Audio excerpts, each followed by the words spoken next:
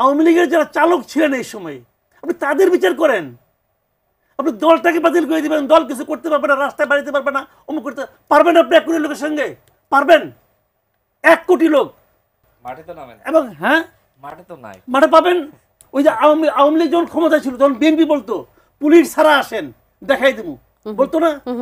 আওয়ামী লীগ ওরা বলবে কদিন পরে 2 দিন যাক না, ইলেকশনটা খেলে হোক না, দেখেন না কি হয়। আজকে তারা মাঠ দাপায় বেড়াচ্ছে, তখন মাঠে তারা 10 কদম হাঁটতে পারে কিনা দেখেন। দুজন দর্শক আছেন এই মুহূর্তে আমার সঙ্গে, তাদের সাথে একটু কথা বলতে চাই। দর্শক স্বাগত জানাই। কে বলছেন, কোথা থেকে বলছেন, আপনার প্রশ্ন করবেন। আমি রংপুর থেকে সাদ্দাম হোসেন বলছি। বলবেন। আমার প্রশ্নটা হচ্ছে কি, এই বর্তমান যে অন্তর্বর্তী সরকার, ইনি বলেছেন এবারকার নির্বাচন শ্রেষ্ঠ নির্বাচন হবে। আওয়ামী লীগ অংশগ্রহণ না নিলে আদৌ কি শ্রেষ্ঠ নির্বাচন হবে? বলবেন আপনার প্রশ্ন। আমি যে প্রশ্নটি করতে চাই, বর্তমান রাষ্ট্রপতির অধীনে বর্তমান উপদেষ্টা পরিষদ শপথ গ্রহণ করেছিলেন। তাহলে এই সরকার যখন রাষ্ট্রপতির ছবি সরিয়ে ফেলার নির্দেশ দিলেন বা সরিয়ে ফেললেন, তখন বর্তমান উপদেষ্টা পরিষদ বা সরকার তাদের ক্ষমতায় থাকার নৈতিকতা হারিয়েছেন কিনা, তারা ক্ষমতায় থাকতে পারেন কিনা? তারা তো রাষ্ট্রপতিকে অপদস্থ করেছেন, সংবিধানকে অপদস্থ করলেন। একজন দর্শক আছেন এই মুহূর্তে আমাদের সঙ্গে, তার প্রশ্নটি নিতে চাই। স্বাগত জানাই। কে বলছেন, কোথা থেকে বলছেন, আপনার প্রশ্নটি করবেন। হ্যালো, যে শুনতে পাচ্ছি। আচ্ছা, আমি আরিফ বলছি মিরপুর থেকে। হ্যাঁ, বলবেন।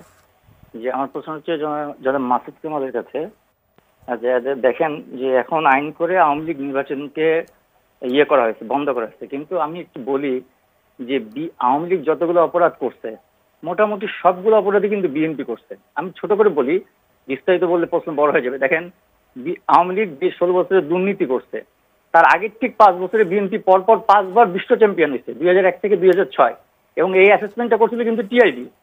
1 নম্বর। 2 নম্বর হচ্ছে দেখেন নির্বাচন, 2006 সালে কিন্তু বিএনপি নির্বাচনকে হাসান সাহেবকে দিয়ে নিজের মতো করার চেষ্টা করছিল।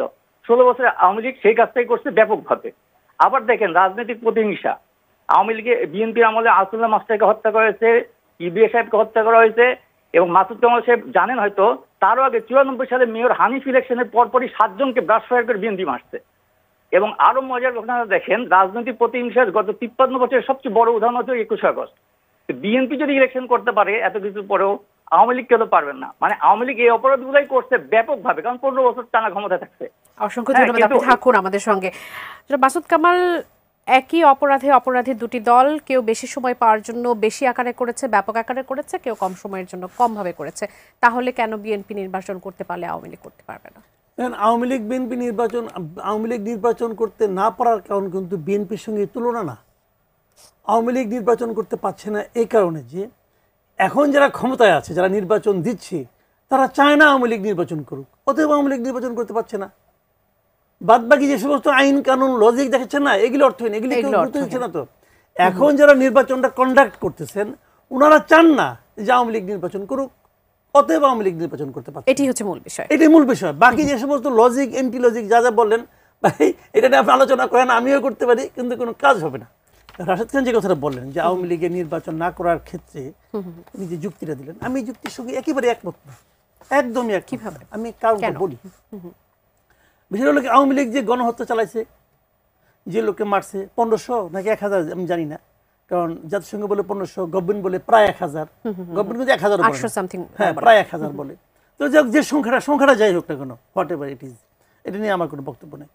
এর জন্য এটাকে গণহত্যা হিসেবে আমি বলবো। এর জন্য বিচার হওয়া উচিত নিঃসন্দেহে। কার বিচার হওয়া উচিত?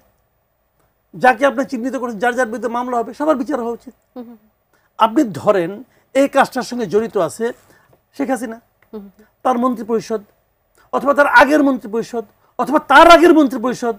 তার মানে 2014 থেকে শুরু করে 2024 পর্যন্ত এই প্রত্যেকটা মন্ত্রী পরিষদের সদস্যের বিরুদ্ধে আপনি মামলা করেন। আওয়ামী লীগের সেন্ট্রাল কমিটি এই সময় যতগুলি মেম্বার ছিল সবার বিরুদ্ধে মামলা করেন। আওয়ামী লীগের যারা নাকি এমপি ছিল সবার বিরুদ্ধে মামলা করেন। আওয়ামী লীগের যারা এমপি হতে চেয়েছিল, নমিনেশন পেপার কিনেছিল, সবার বিরুদ্ধে মামলা করেন। আওয়ামী লীগের যখন উপজেলা কমিটি পর্যন্ত আপনি যান, যত উপজেলা কমিটি যত মেম্বার ছিল সবার বিরুদ্ধে মামলা করেন। মামলায় ঠিক হবে যে সে অপরাধী কি অপরাধী না, অপরাধ করেছে কি করে নাই, খেয়াল করেন। এবং সেই সংখ্যাটা কত হবে? যদি এই সবগুলি আপনি যোগ করেন 1 লাখ হবে না। ধরলাম 1 লাখ না, 2 লাখ, ধরলাম 5 লাখ। ধরলাম 10 লাখ হয়েছে, আমি আপনাকে গ্যারান্টি দিয়ে বলছি আওয়ামী লীগ যেবার সবচেয়ে কম ভোট পেয়েছে যে বছর 2001 সালে, ওটাকে আমি 2091 আগেগুলিকে নির্বাচনী মনে করি না, এমনকি 73 যে ইলেকশন হয়েছে যেটাকে শেখ মুজিব করছিল ওটাকে আমি নির্বাচন মনে করি না। আমি যদি 91 সাল থেকে নির্বাচন মনে করি, আওয়ামী লীগ সবচেয়ে কম ভোট পেয়েছে 2001 সালে। সেইবার তারা 2,28,00,000 ভোট পেয়েছে। আমি ধরলাম এর মধ্যে আপনার ধরেন মানে আওয়ামী লীগের কুশাসন, অনেক ভোট কমে গেছে, আবার এদিকে ভোটার সেই আওয়ামী লীগ আর এই আওয়ামী লীগ এক আবার নয়। ভোটার তো কিছু বাড়ছে, তো ঘরে হরে ধরে মনে করেন আপনার 2 কোটি লোক এখন আওয়ামী লীগকে ভোট দেয়। তার মধ্যে মনে করেন 1 কোটি লোক ফ্লোটিং মানে কি, তারা আওয়ামী লীগ ভালো করলে ভোট দেয়, নাহলে ভোট দেয় না। কিন্তু আমি আপনাকে চ্যালেঞ্জ দিয়ে বলি, এই দেশে মিনিমাম 1 কোটি লোক আছে যারা জীবনে কোনোদিন নৌকা ছাড়া অন্য কোনো মার্কায় ভোট দেয় নাই এবং দিবেও না। মিনিমাম 1 কোটি লোক আছে, ঠিক আছে। আমার প্রশ্ন হলো সেই 1 কোটি আমি দেখেন ইলেকশন কিন্তু সরকারের জন্য না, ইলেকশন কিন্তু পলিটিক্যাল পার্টির জন্য না, ইলেকশন হলো ভোটারের জন্য, মানুষের জন্য।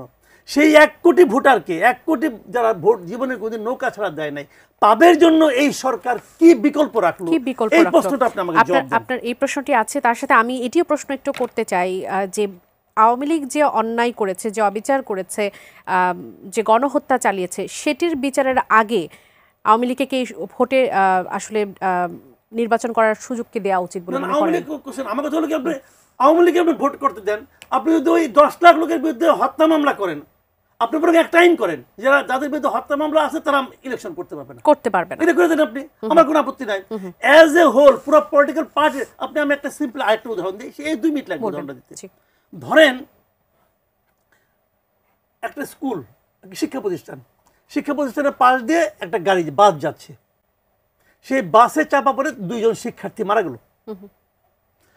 স্টুডেন্টরা যে কি করবে, ধরা যাক সেটা হলো আপনার টাটা কোম্পানি বাস, স্টুডেন্টরা যে কি করবে, এখন স্টুডেন্টদের করণীয় কি? ওই ড্রাইভারকে ধরে বিচার করা, পুলিশের কাছে দেওয়া।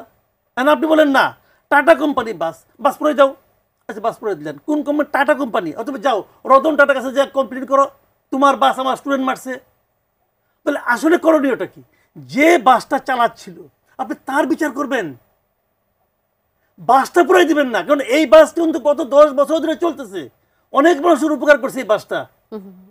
তো সেটা কিন্তু পুরাইলে কিন্তু সমাধান হবে না, সমাধান হবে বাসের চালকের বিচারের। ফেব্রুয়ারিতে নির্বাচন করা হবে না এমন হুঁশিয়ারির কথা বলা হচ্ছে, আবার উপদেষ্টা একজন বলছেন যে এনসিপি কি বললো না বললো তাতে কিছুই যায় আসে না, ফেব্রুয়ারিতে নির্বাচন হবে। হঠাৎ করে কি হলো, সরকারের সাথে এনসিপির সম্পর্কে টানাপোড়েনটা কেন? শুনেন, এনসিপি একটা ক্ষুদ্র পার্টি, ক্ষুদ্র, সেই পার্টির উপরে একটা বড় হাত ছিল, ডক্টর ইউনূসের হাত, যে কারণে এনসিপিটাকে বড় দেখাতো। আচ্ছা, ফাঁপানো বেলুন চেনেন, বেলুন কিন্তু আসলে এতটুকু, ফুলাইলে পরে এত বড় হয়। তো ওই ফুলানো যে বাতাসটা বেরিয়ে গেছে, ওই হাতটা সরে গেছে। ওই হাত সরে গেছে কেন? এই লোক আবার স্বার্থপর আছে, কিন্তু সে দেখছে যে এনসিপিকে নিয়ে বিরোধীরা অগ্রসর হতে পারবো না।